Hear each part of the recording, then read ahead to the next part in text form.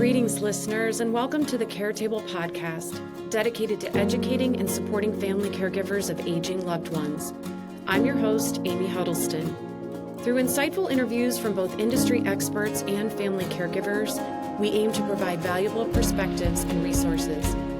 Let's see who we're learning from today. Hello, and welcome to today's episode of the Care Table. We're here to learn a little bit about, not a little, actually a lot, about geriatric care management. And we are very lucky to have an expert to join us today. Her name is Gayle Rosen. I'm fascinated to hear that she knew in college that she wanted to work with older adults. I can't believe that that's what she wanted to do and knew at that time. So she's been in this industry for quite some time, and she has a master's in gerontology. And for the last 6 years, she has been running her own business as a geriatric care manager.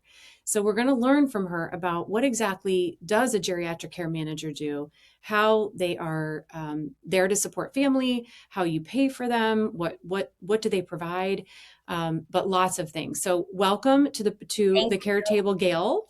Glad you're here. Thank you so much.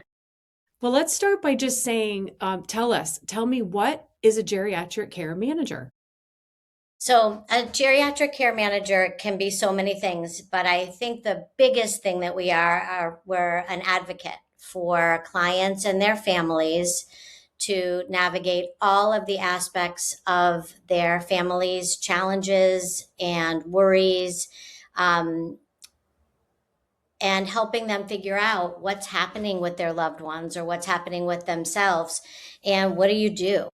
So I would say, like, globally speaking, we are a fierce advocate. We're experts in navigating the healthcare platform or not platform, sorry. No, just the world. Yeah, it's a large landscape. Large landscape. And I think where it's become so critical in the last 5 years since I've been doing this is with all the challenges with increased technology, all the challenges with healthcare and with the labor force, and with all these folks that are getting older.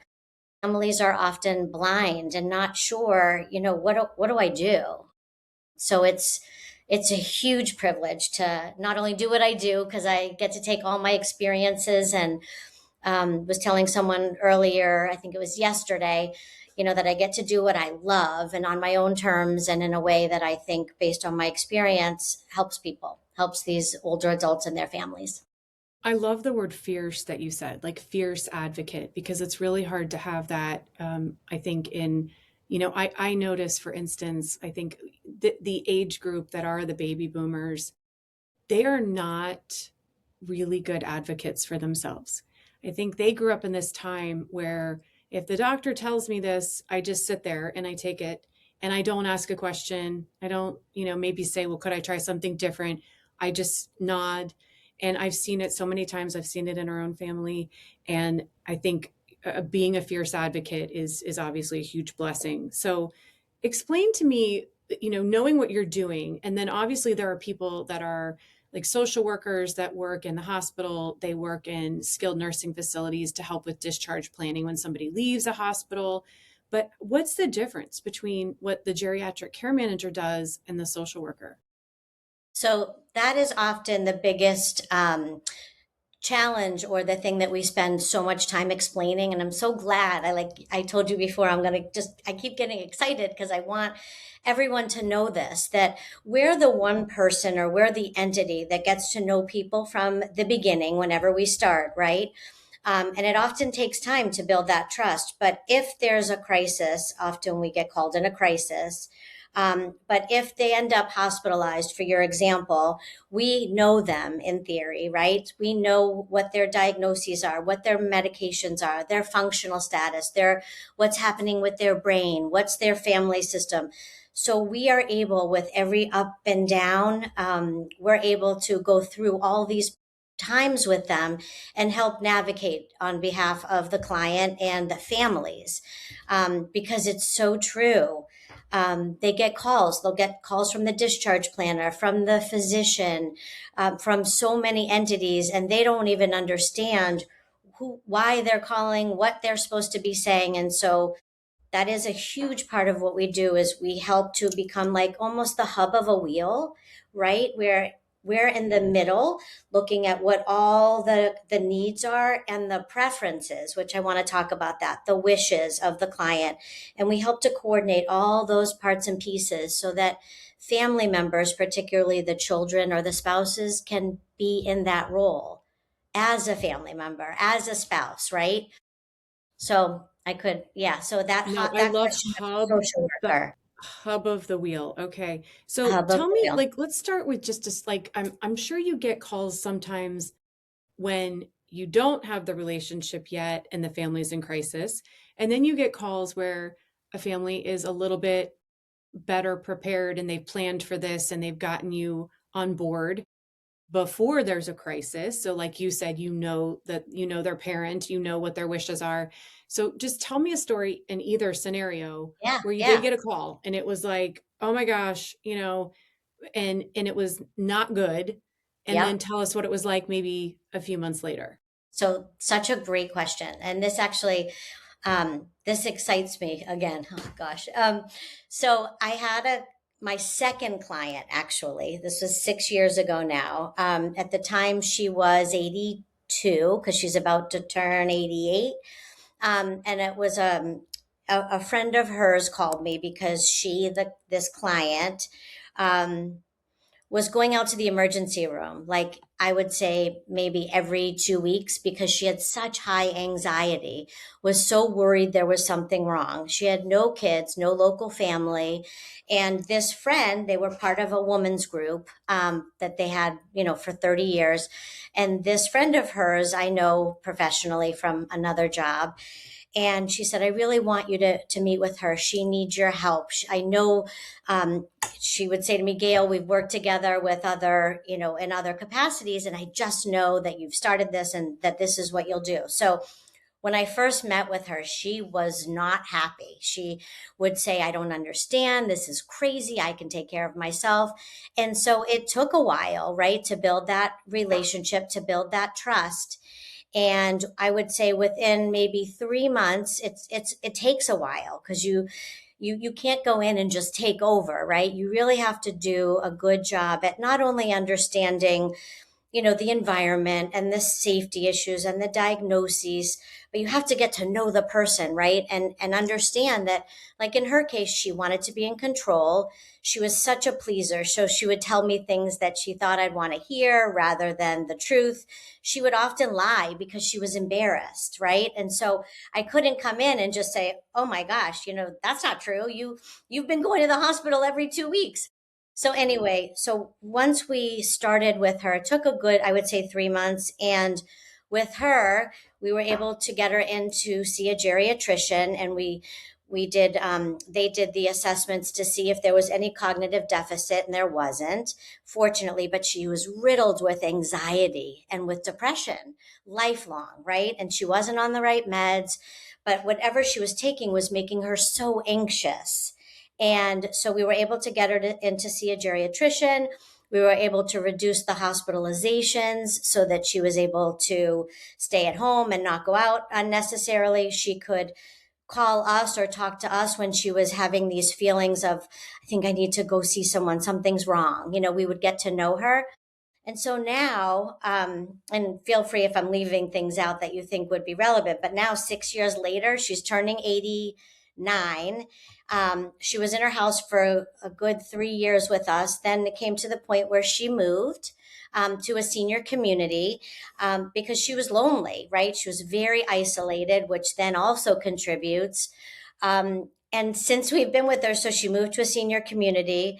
I'm also so thankful that we were involved because she had a heart attack and needed a valve replacement. She did fall, break a hip, but we were able to get her the right rehab and helped her not drive anymore because that wasn't safe, right? And because of the relationship and us taking the time to understand her and meet her where she was at, she's doing amazing, like amazing. This last hospitalization, I was thinking, oh, brother, but she keeps coming back and she's amazing. That's phenomenal. So I have a lot of questions in my head. I'm thinking. So first of all, when you went into her, here you don't even have a daughter to talk to or a son to talk to. She clearly needs the help. You're creating this relationship, but I do have to ask, like, are you doing this complimentary? Are you paid? How does this work? So that's a great question because I'm the kind of person where I would just want to help anyone, right? Mhm. And it was probably my biggest challenge as a care manager was not feeling bad that the expertise that we have and what we do, it is only private pay, although some long-term care insurance policies do cover it.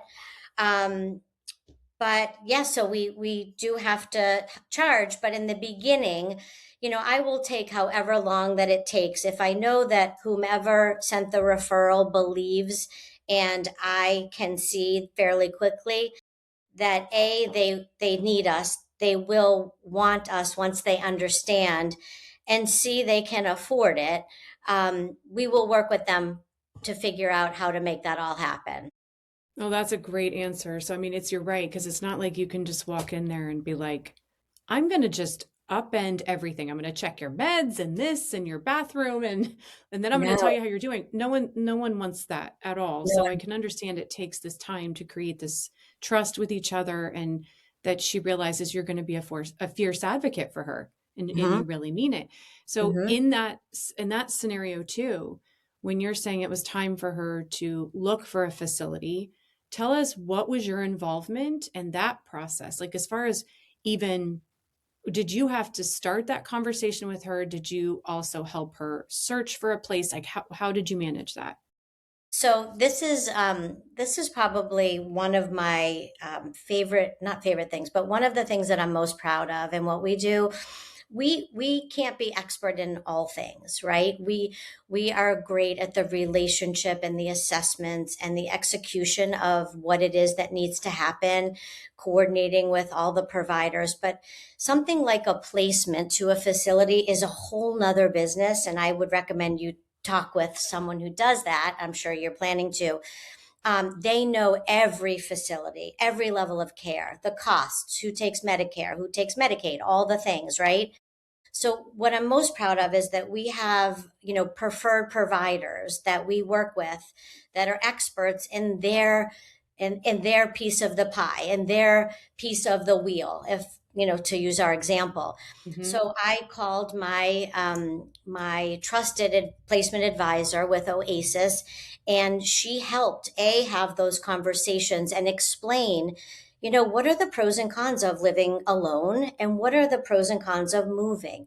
It took a year. It took a year to process this. And now I truly believe, because with seniors, there's this idea that people, or this myth that the more help that I need, the less independent I am. And it's actually the reverse. The more care and the more support that people have, they then can use all their energy to focus on the things that they love and to focus on the things that they can do. And so she was able to explain, like, so this is what would happen if you were living in a place. This is what would happen if you stay here. And then we talk about the financial, right? We talk about all those things. So again, it's we're going to be the one to help them through that process. But then when a facility is decided, and we'll go visit the facilities, we'll be that advocate, we'll ask the tough questions, we'll help arrange if there's a mover needed or an organizer needed. You don't want me organizing your new place or figuring out where everything should go. That's I keep everything. So yeah, so we would help people figure that out, but it takes a while.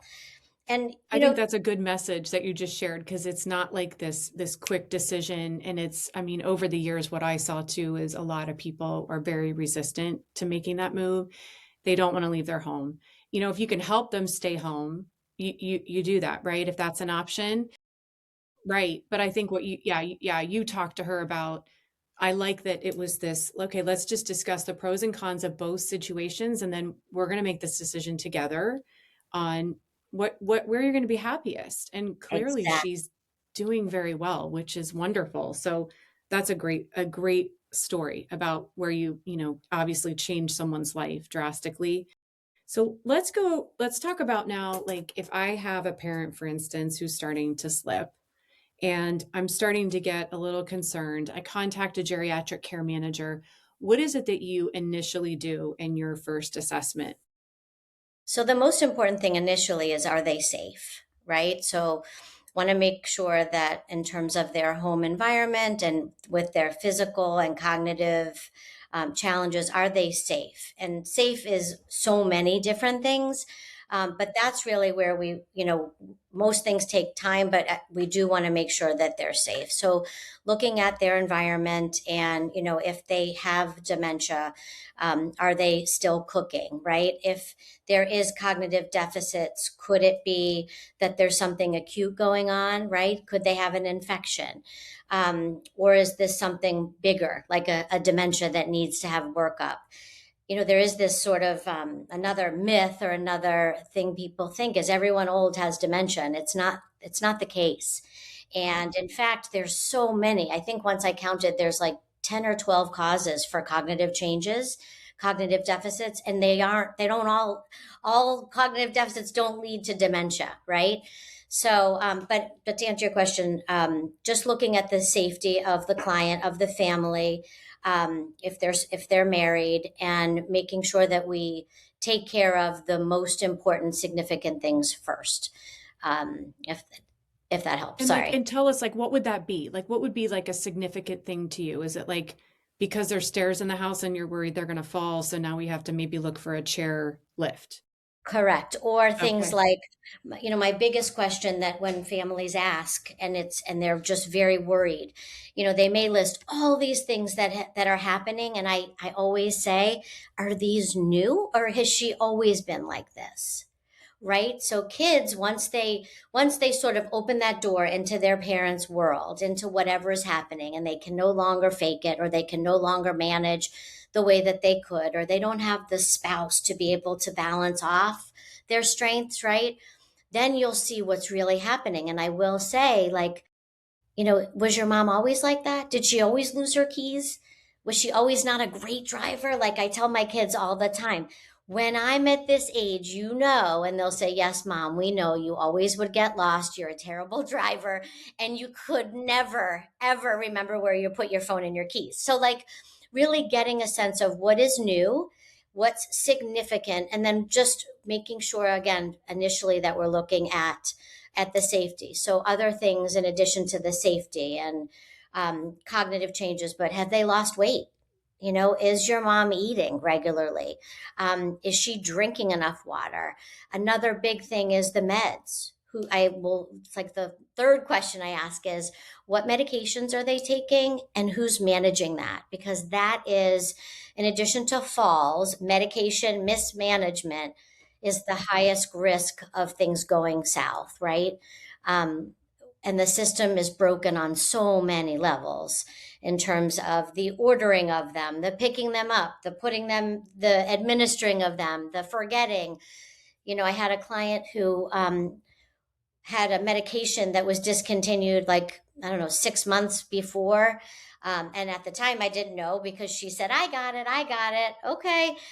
She had still been taking a medication that she shouldn't have because they didn't take it off of her CVS, right? So she's still picking it up, and she figures, okay, there's still refills available, and forgot she's no longer. So those kinds of things. And yet, CVS is going to keep filling that med as long as, like, until you say stop.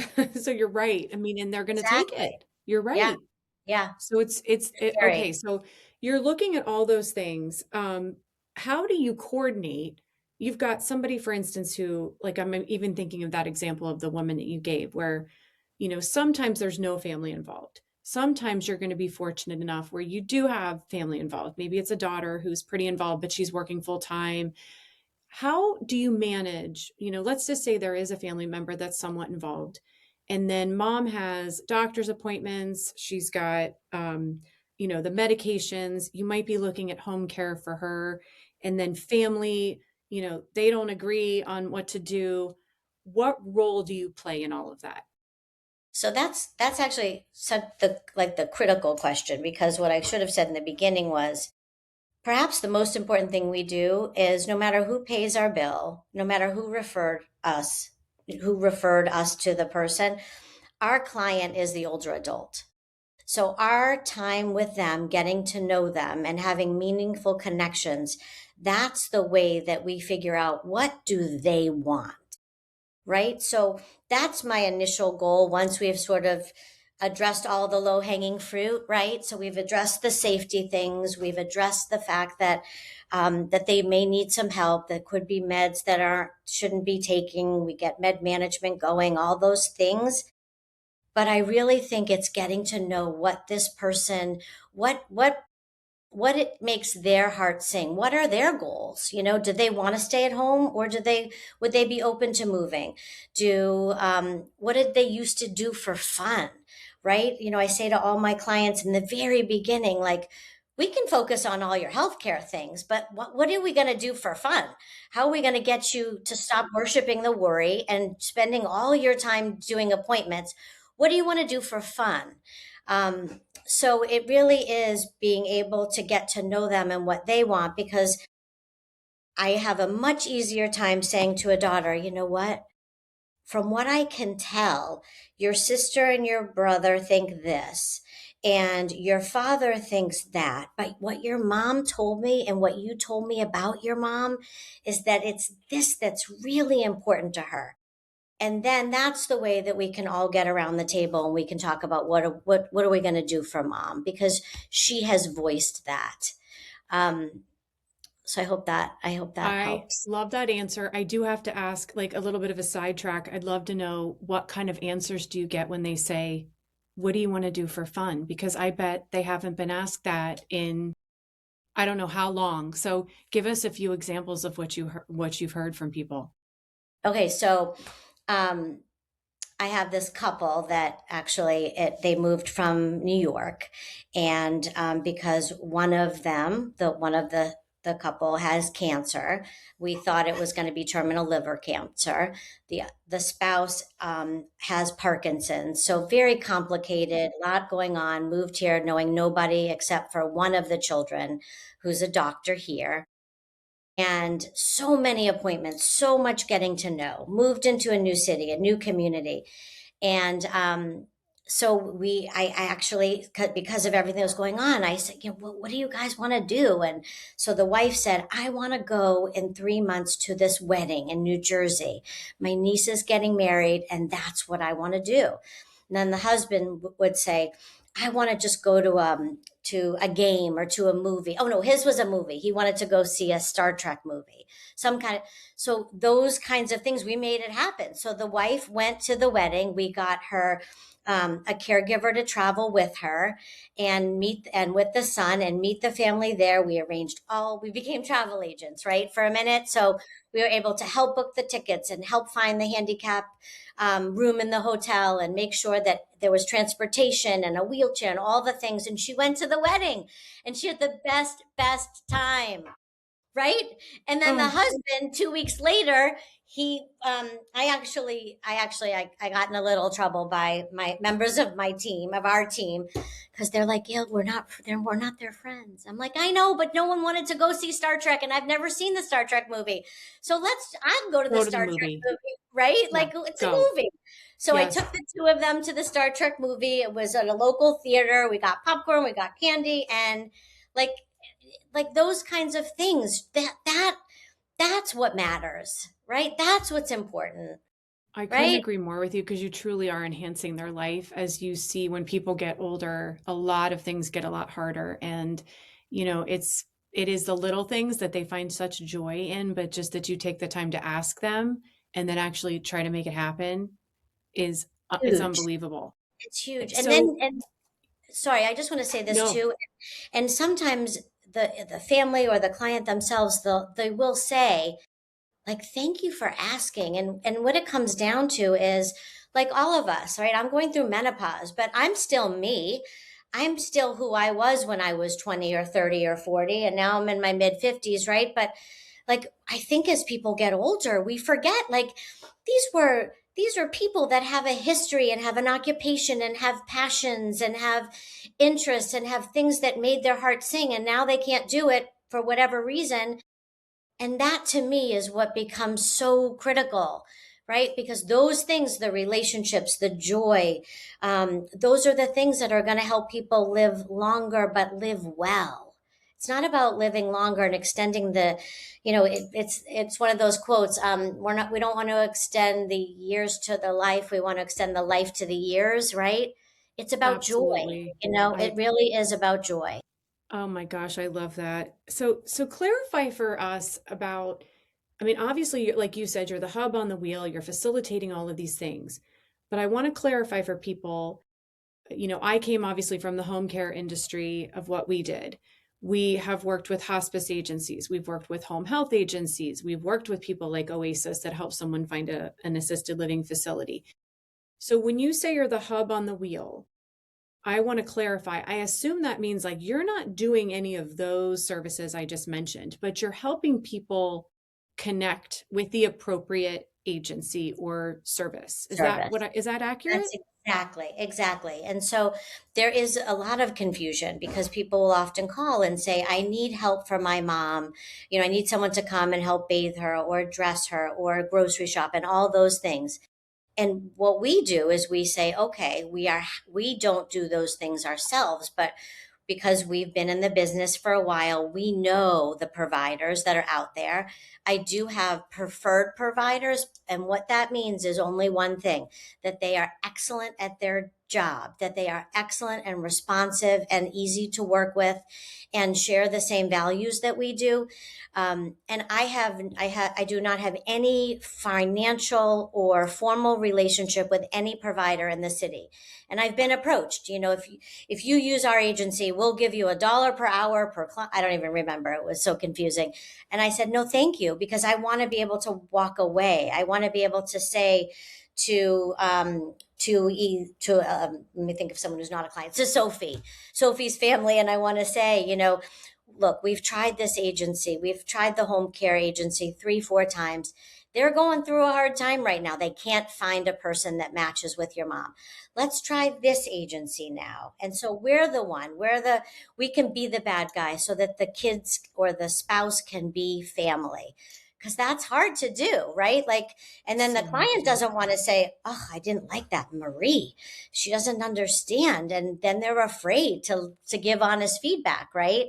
Right. So that's where we identify who really are the experts in this piece of the pie, and how do we access them, and then how do we stay on top of it to make sure they're doing what they say that they're doing. So it's not my caregivers, but we have a proprietary binder that's in clients' homes, and we have the caregivers just sign in and write what they're doing, and I'll go over and check.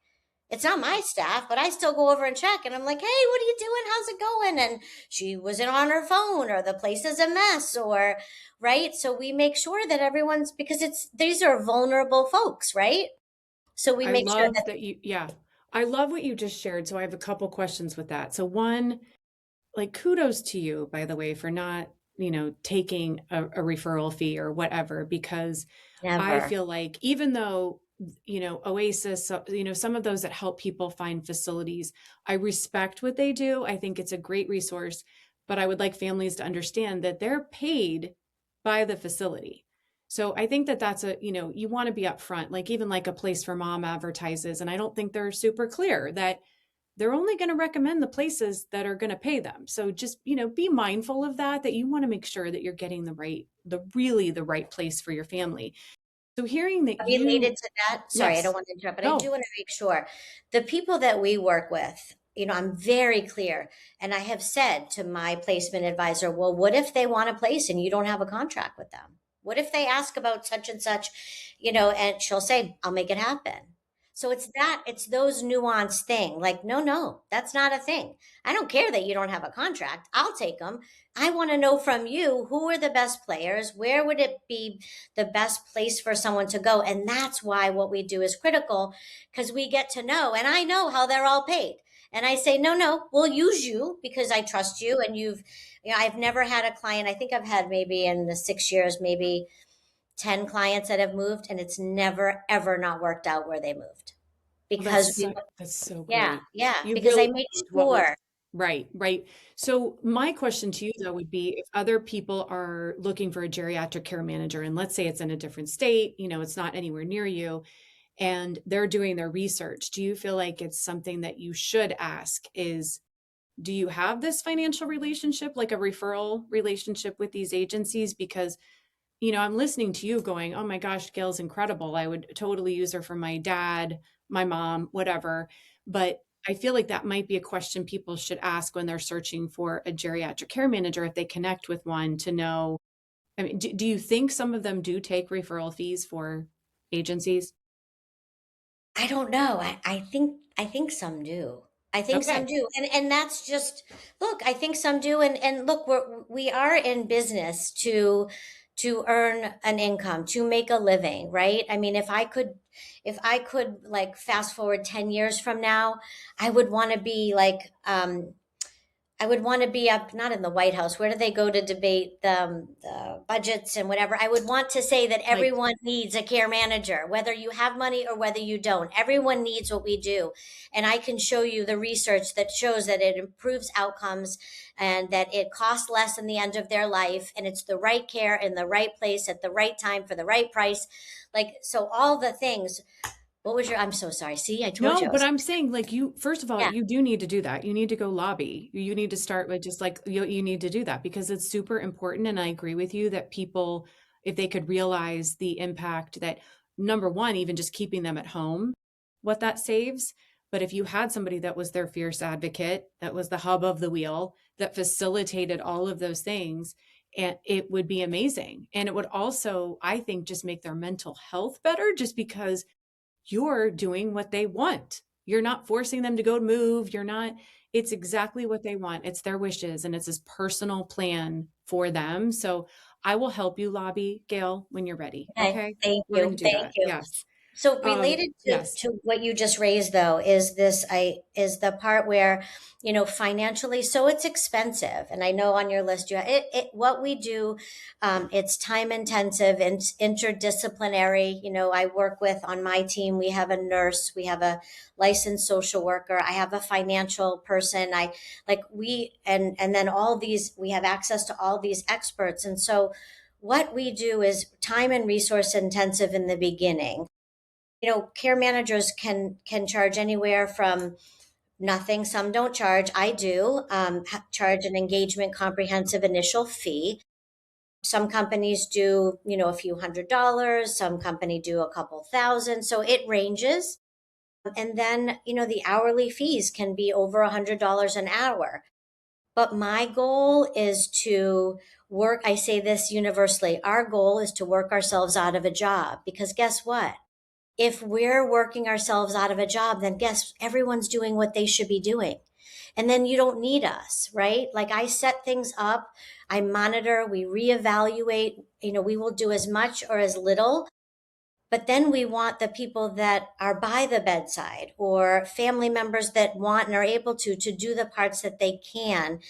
And then let the families do what they can and want to do, right? So we'll do as little or as much, but I can't remember how we got to this part. No, Sorry. the pricing's good. I did want to ask that because it was like, I think that's important to understand is that, obviously not every family can afford to hire it, but if you can, you're basically saying there could be an initial fee, like as far as an assessment fee, and then typically it could be an hourly rate, which could be over $100 an hour, but you are getting this team, right? You're getting the licensed social worker, you're getting somebody that has how many years of experience in the industry, which is this personal advocate.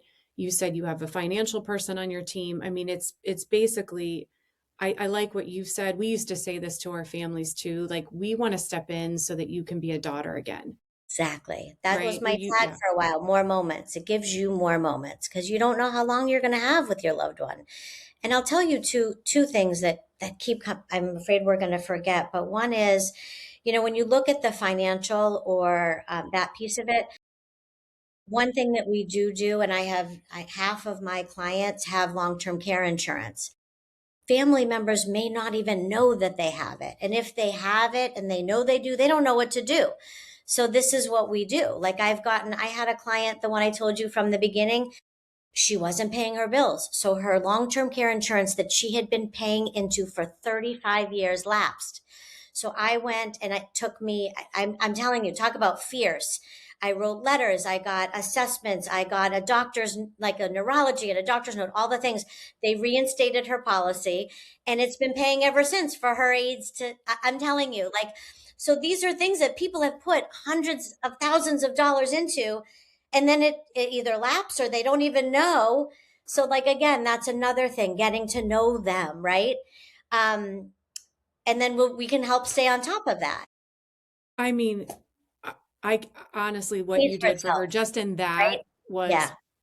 unbelievable, because you're right. I mean, she was depressed, she was anxious, like, so she's not paying her bills, but she didn't have any children to be her You advocate. knew, No right? one knew. And And and yeah, and in the long-term care insurance, I think is, when we used to deal with that, we would take it over for the client and say, we'll just send everything in for you, because I think it's ridiculous that they think that an 85-year-old person can keep track of the invoices coming, the proof that the caregiver was there or that the care took place. It's even filing a unrealistic. claim, even filing a claim. I recently worked with a family, husband and wife, and the daughter is a doctor and the husband is perfectly competent, brilliant, very smart man. These are really smart people. And when I tell you the claim process was such a nightmare, from things like the neurologist clicking one box that made it so that the client who has Alzheimer's disease doesn't really need this level of care because this one box was checked, to the facility filling out the wrong paperwork, sending in the plan of care for the that was the husband's plan, not the, like, there were so many things that they got denied. They got denied. They got denied. We appealed. We appealed. We appealed. They finally now have it paid for. But, and I don't mean to be so cynical, but a lot of these insurance companies, they make it hard so that you just give up.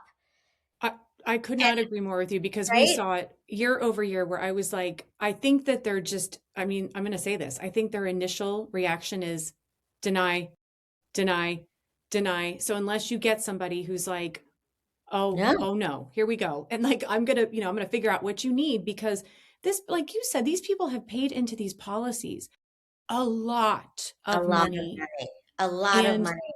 it's And to be that difficult to actually get to actually use your policy. It should not be that it way, shouldn't be. because you were saving for this rainy day, is how I look at it. You've been investing in this policy, which not everybody's fortunate to have. Now it's raining and I need to use my policy, and you're not making it easy for me. So that you do that is unreal. I mean, It's and when, it's huge.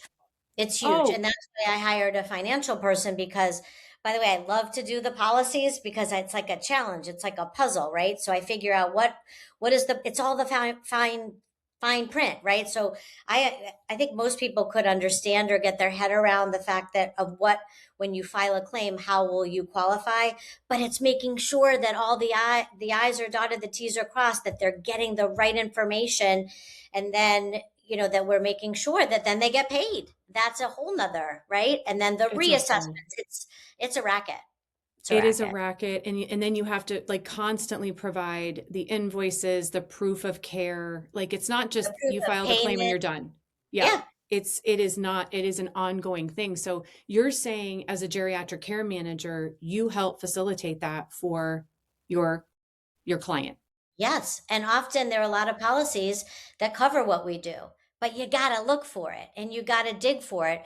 And, it's usually in most policies, it's what we do is above and beyond what they call is the maximum daily rate, right? So every Okay. level of care will have a daily rate, a maximum daily allowable rate, that the policy will pay for.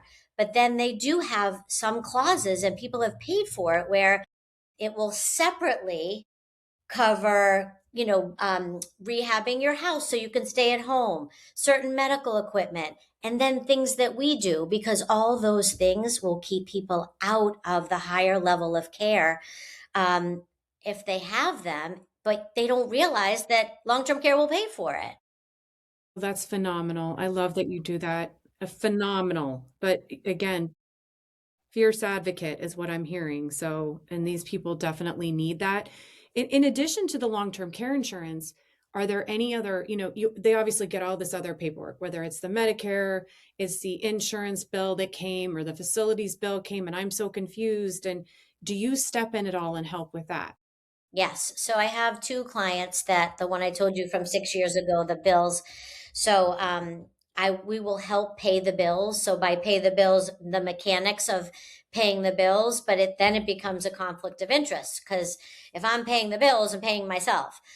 So I will only do that if they have a durable power of attorney or financial power of attorney that will look at and approve what I'm doing because I never want to get into a situation where they think that I'm paying myself for something. So that would be one bill I would carve out and I would say, to the financial power of attorney, here's our invoice. Could you please pay that? I'm not going to pay my own bill. So yes, so That's we do help great. with bill pay. And help people so that, like I have a client, a second, I keep saying the second most important thing after the safety and, what we talked about, the meds and is fraud, but then also designating and making sure that they have identified the decision maker. So I have a client couple, I would actually go on record to say the hardest to hardest case. I won't say people. Um, Most challenging situation I've ever had and continue to have. Um, and I do think most care managers would have walked away for several reasons at this point. And our team, like we actually voted, and there was suggestion that it's too much. Why are you doing this? It's not worth it. Um, but we did two really amazing things. I would say 3 months ago, I worked with the husband who has dementia, and behind the scenes, talking to the lawyer, talking to the financial planner, with his approval, they have to fill out, giving me authorization, and they finally got their living wills, their financial power of attorney, healthcare power of attorney, releases, and this man has had 6 hospitalizations in the past 4 months. He fell, broke a hip. We thought that was that. Then recently he fell again. He was in kidney failure, he was intubated, and I was able to go to the hospital and say, here, first of all, stop calling this one daughter who is, for some reason, was emergency contact, but she has mental illness. She doesn't live here. Please stop calling her. You can update her if she calls. She's the daughter, but stop calling her asking for her consent. Here's who you need to call. You need to call the wife, and you need to call the other daughter, and you need to call me. And here's why. And I was able to, and literally I had to go 3 different times to hand them the forms. So we did that. And then we were finally, Amy, this might make me cry. We finally were able, because he was intubated and because he was so sick and is still so sick, but we were finally able to change his status from a full code to a DNR CCA. And again, we could look at the living will. We had 3 different calls with the physician. I'm going to start crying. And a family meeting. Like, it takes time, but I knew that this man, this tough bird, would not want to be intubated, would not want to be paddled or CPR done if his heart stopped. So he's now a DNR CCA, and they're still doing all the things, but I'm there to ask the hard questions and say, okay, doctor so and so, remember his living will. Is this in line with what his wishes are? And what will this look like after we do this? What are we going to bring him back to? Like, so it's those kinds of things that, and he fired me once. I got fired once from this case. And then the wife would call me and say, Gail, and they have, financial is not an issue, but it was for him. I had to let him, and I had to tell the kids, listen, you are doing everything you can. He is competent to make his own choices. They're not good choices. They're not choices you would make or I would make, but he gets to make them. And maybe he's going to have to crash and burn. Um, And I actually, 2 weeks ago, before this last fall, I met with the husband and wife and said, you know, I've grown to care about you both, but I can't continue to be your crisis manager if you're not going to let me be your care manager. Because now I'm starting to worry that here I'm on record, and I'm supposed to help you prevent some of these things. So if you don't want me to be your care manager, that's okay. But I can't then bump your needs to the top, which is what I do if someone's in the hospital, right? Or if they're in a skilled nursing facility or they've had something happen. I'll bump those folks up to the top and tell, our team knows if someone that you go there, you talk to the doctor, you talk on behalf of the client. And I said, I can't do that anymore. If you're not going to let us help you, to try and prevent some of this, we can't guarantee it, right? And so he finally said, okay. So, right. But it took, I think I've had them for 3 years. Yeah. It takes time. And you've gotten some gray hairs from that, I'm guessing, because it's Yeah. not, yeah, I was fired multiple times. I mean, it's just, you're in the industry, you get it, right? That they're frustrated, they're angry, and obviously you've become close to them and they're going to take that out on you because they're frustrated. That's And yet right. you're like, I'm only here to help, and then they finally, I mean, in this case, thank goodness that he realized, like, No, I do he need, did. I want the help. I want to make that decision, and you have to feel such relief that you were able to get those things in place for him. And I'm happy for his wife and for his daughters. Like, I said that our team talked about this, and, I said, this isn't just about, that it's so frustrating for us and how much time and energy, and then they fire this one. This is about where it's not just for the client, right? It's for the wife and it's for the kids and it's for the community. They're in a senior community. And if we leave, then the facility is going to be like, okay, we're going to have to discharge them. Like, we can't do this. Right? We can't manage their care. They both would need to be in such and such a place. So, we're there's competing demands from every aspect of a senior's care. That's incredible. So, I mean, obviously, it sounds like not only you're helping with long term care insurance paperwork, you'll help with getting those advanced directives, which everyone should have in place. So, that's amazing that you did that for them. What about in the case where somebody might qualify for veterans benefits? How do you help We in that area? So what we would always ask, is that something that you've looked into before? Is that something we can help with? We can send the family the link so that they could do it, or we could help them to understand what are the qualifying criteria, right? I think again, people don't realize that even at a certain income Hmm. level, you still can qualify, and it's a beautiful thing. In some cases, what they do for the veterans.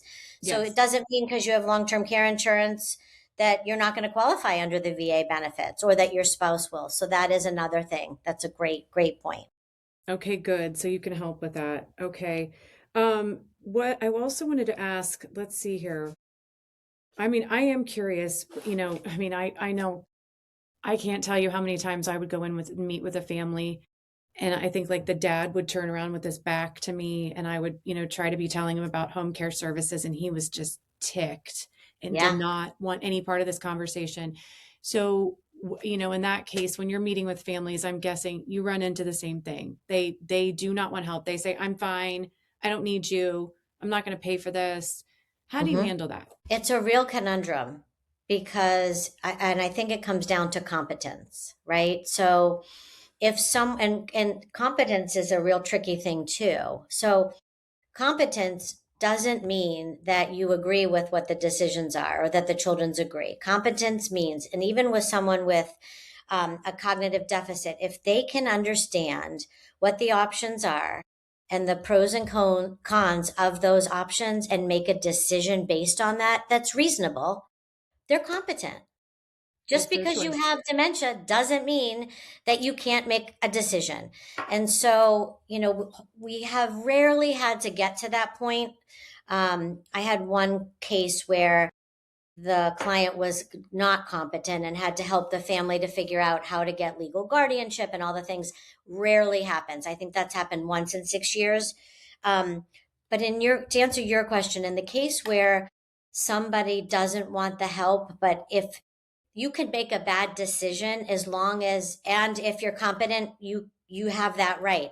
The question is it going to impact somebody else? So let's say in the case of a husband and wife, you said you went to meet and the husband with the back, or, so it's also being able to figure out again over time, how do I get him to trust me? And often it's not meeting with him, like in your example, and the whole family, or saying, we're going to just try this. But if you don't like it, we can stop it. And just giving them choices. So it's either, I would say to a client, okay, so you don't want anyone in your house for extended period of time. I get that.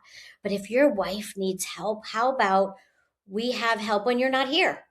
Right? How about we get someone in and they can do the bathing, the dressing, or how about they do things like grocery shop? Or so it's really getting to know where is the pushback and why is that happening? And the truth of the matter is, like, it's really hard to give up control.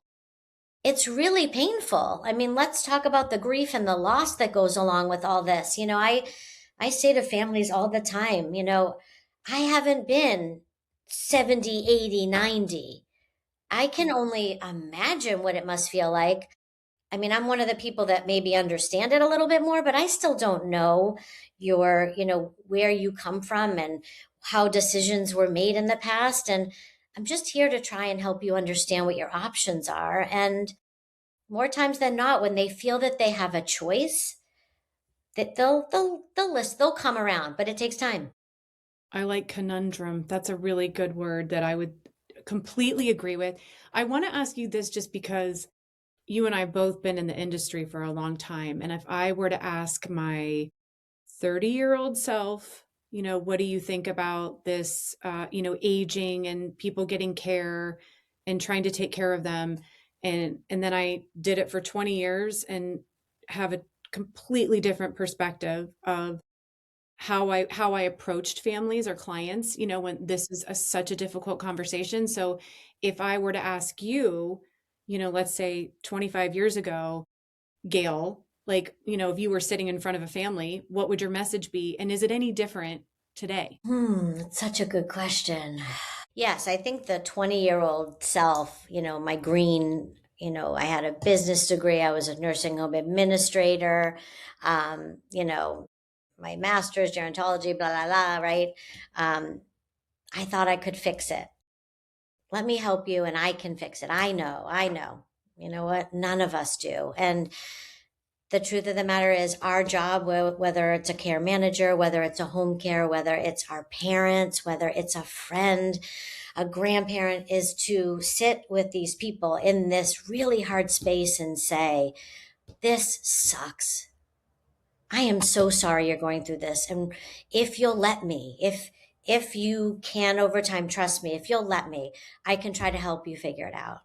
But I can't fix it. And it's so frustrating. And I think you and I, Amy, talked about this.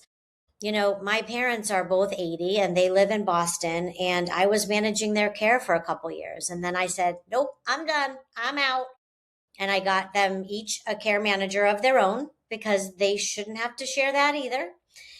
And I said, I just want to be your daughter. I would say to my mother, Mom, I'm not going to tell Daddy can't have those CBD gummies because you're worried and he could trip and fall and crack his head, because he might want to do that. And he gets to Yeah. decide. He gets to decide if he's going to do that. If he knows that having that extra pot gummy is going to, is going to be to his detriment, he gets to decide. And Mom, by the way, if you want to keep driving and if you agreed, after I tell them that maybe you should have a driving test and you do that and they say you're okay to drive, okay, but I don't want to manage that. I don't want to be the bad guy, So right? I you want to got be your them two daughter. separate? They have Yep, two separate. Oh, yep. that's phenomenal. Not the same person. Oh, that's so My awesome, mom had the actually. same one as my dad and she fired her. You can't make But this shit up. But you here's the can't. thing. You You can't. can't. You can't. But this is the thing when people say, like, I can do all the things, and I say to them, I'm sure you can. And so can I. I didn't want to do it. And what you have to ask yourself, is, what do you want to do? What does your mother or father want you to do? Because the truth is, that whole shift that happens with our parents, like with our kids, right? Mm, Our parents don't want us up in their business and to know that they're declining and to know that their mind is failing. But guess what? They might tell someone that's not you, right? it's So so like true. I say, like, your mom, her cognition really isn't good, but she's not going to talk to you about it because how painful is that? She's losing her mind right before your eyes. Like, she doesn't want you to be burdened with that. I So do wish every family could have somebody like you. It's so true. And also what you just said, I completely agree with, which is what I learned over time is, we met with a lot of families where sometimes they would be so adamant, right, that she can't have more than 6 peanut M&Ms and then she needs this for her meal and she better have her walker all the time and just these, and it was so, I hate saying this, but it breaking, was cruel and heartbreaking. And heartbreaking. I learned over time, I mean, we actually just joked in our own family. Hopefully my in-laws don't hear this one, but I mean, my father-in-law is 90. I really think he keeps Entenmann's in business. I mean, every donut, pound cake, like, and you know what? I don't Who care. cares? Who cares? Who cares? I'm not going to limit that you can have 6 peanut M&Ms, and I'm like, if that's what he wants. And I'll say that to families, I hear you. I hear you that you want your mother, father to be eating healthier and not to have a candy bar for breakfast or whatever it is. But is that really the issue you want to fall on your sword on? Is that really the thing you want your mom or your dad to hear? Because I don't think that's the thing. I think there's bigger things, right? And what it is like you asked me about my 20-year-old self, it's that the kids think that they can fix it. Guess why? Because they're uncomfortable and they're grieving and they're feeling out of control and they're scared. And they've had no one to say, okay, if mom has a bag of M&Ms every day, is it going to shorten our life? Probably not. Who cares? Who cares? Who Like it's, cares? yeah, I love, and I think that that's something obviously we've learned over the years is you just kind of learn about that, like you said, that it's that quality of life. Like if that makes their quality of life good, then do it. It's just like you said, is that the sword you want to fall on? I mean, if you really think about it, you're like, Actually, it's not, I think so. I mean, I think and so. yeah, and especially when they've passed, is that what you're going to remember? It's not That that what's going to she's, matter. yeah. So it's Mhm. it's about perspective. So I'm hoping that, what you and I just shared could help some families understand that you can't force them to do things. There's certain things you can't change and you just have to let them, even though it's so hard, but let them. It's so So true. hard. And I Yeah. can say now, from like, I was always able to say professionally, this is what I know. This is what I've seen. This is how I can help. Now I can say personally, like, I get it. This is a shit show. Like, that is my clinical term that's going to make it to the DSM or to some dictionary, because Me too. it really is so hard. And we are, as children and grandchildren, and sandwich generation, we are not prepared. I wasn't even prepared, and I've been doing this, right? Yeah. Because it's your parents, it's your loved one, it's your spouse, it's the people that you love, or maybe you don't. And that's okay too. It is okay, but that's something that somebody recently helped me understand, actually in a podcast interview, is that it's not always your loved one, That's but right. you are into that role. So I feel like hiring a geriatric care manager, if you're able to in a situation like that, especially, is enormously helpful because you're able to step back and kind of say, someone else is in charge of this. And That's right. And I yeah, have a clear line too. Like, so we talked about the things that I will do. What I won't do, I won't ever be someone's power of attorney. I've been asked several times. Even this woman that I told you, Gail, will you just be my power of attorney for the healthcare? I had this person, and I said, I can't. I can't. Not because I don't want to. I will always be the advisor. I will always be there to help these hard conversations, but I can't be in that position of making a decision.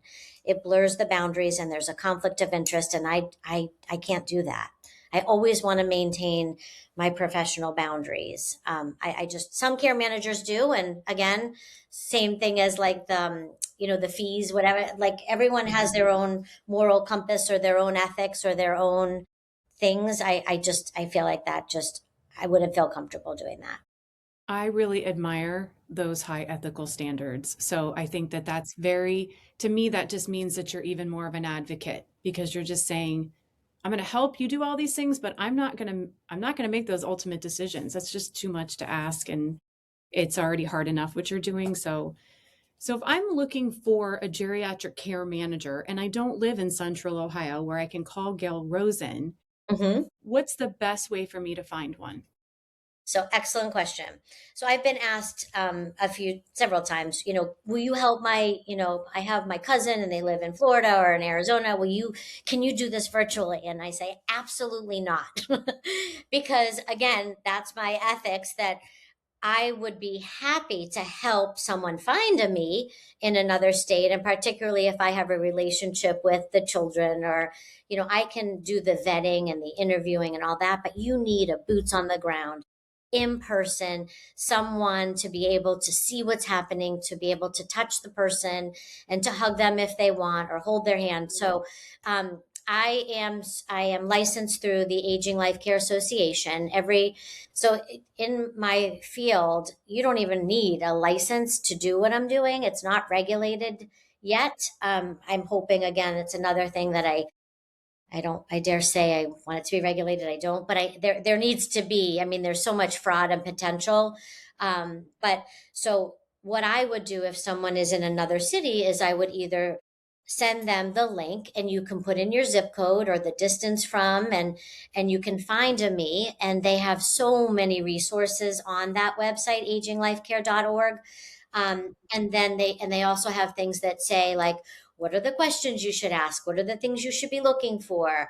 How do you know if it's the right person or not? And I can help people do that virtually, that whole process. Like if they're in a crisis, and I have helped a few friends whose parents have gone south and since I know the parents, right, I can do that. Um, I would say the most important thing you want to make sure of is that there's chemistry because not everyone fits, right? It's like any relationship or any intimate connection. The senior person has to feel like not on the first visit necessarily, but eventually that they could trust this person because that's the only way that things can actually be accomplished is if they feel like this person is here for me in my corner, is going to advocate for me and is going to always be thinking about what I've expressed my wishes to be. So I would say it's that chemistry and that trust I that think families that's should look for. phenomenal. Yeah. Is there anything else that you would share? Because that was enormously insightful. I learned so much just talking to you, and I would like to hire a geriatric care manager. We can talk offline. I mean, it's, all I hear talking to you, actually, all I feel is peace. That It's peace to just say, because, my husband and I are in this world now too. And it's a strange place to be. And it is extremely emotional. You and I both, we've got the knowledge. We've done this. experience. We know this industry. We know what to do. But when you pull in that emotional side of it, ooh, I mean, it's tough.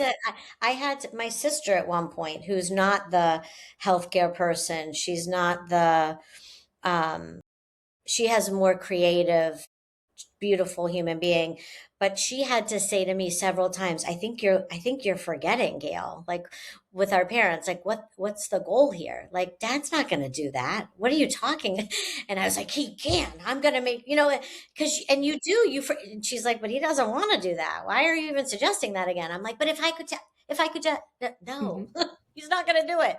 No, So you know him. we lose perspective, and it's because we want the best for the people that raised us or the people that we've become close with. It's not even family. It could just be like a friend or a girlfriend or like whatever. You lose perspective because you just want what's best for them, but it's not always what they want.